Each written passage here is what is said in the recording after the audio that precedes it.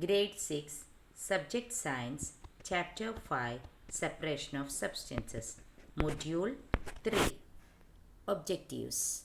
At the end of the session, you will be able to acquire knowledge about methods of separation of insoluble substances like filtration, evaporation, and condensation.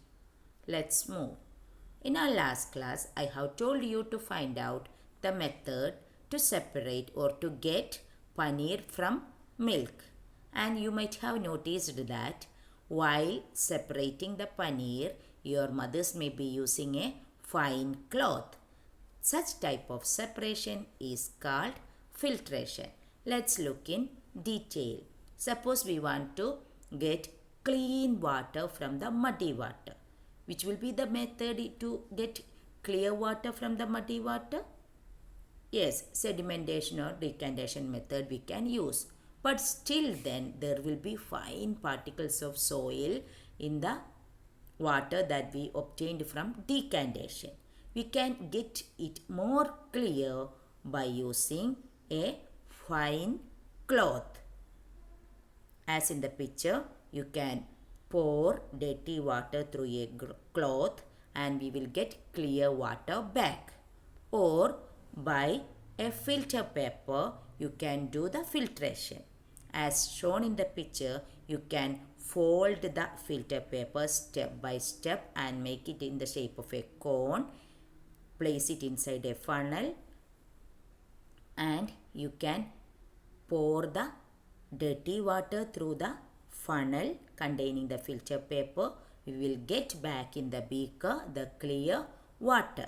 So filtration is a best method to get clear water from the muddy water, and we can sum up it as a method used to separate components of a mixture of an insoluble solid and a liquid using a strainer like fine cloth or filter paper.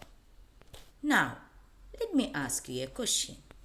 How can we obtain salt from seawater?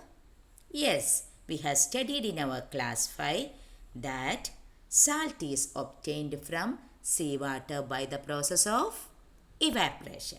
Let's recall what is evaporation.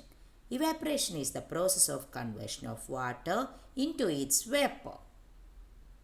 So a mixture of salt and water can be separated by using the method of evaporation. Along with evaporation, we studied one more method in class 5. Do you remember? Yes, it is condensation. What is condensation? It is the process of conversion of water vapor into its liquid form by cooling. Right. Now, I want to separate a mixture of sand and salt. Which method can I use? Is hand picking suitable? No, it will be time consuming. In such cases, we need to use more than one method of separation. So first, we can add some water to the mixture of sand and salt. Then we know salt will get dissolved and we can use the decantation and filtration method to remove sand from that salty water, right? Then we can keep or pour that salty water to a kettle as shown in the picture and put it on the stove. The salty water gets boiled after some time, that is evaporation, and the water vapor that is coming through the hand of the kettle can be collected or can be condensed using a metal containing some ice cubes. We can place a metal containing some ice cubes near the hand of the kettle through which the water vapor comes, and the water vapor, we know when it gets cooled it will form the water and we can collect the water as shown in the picture by the process of condensation. So here we used 4 methods to separate a mixture of sand and salt.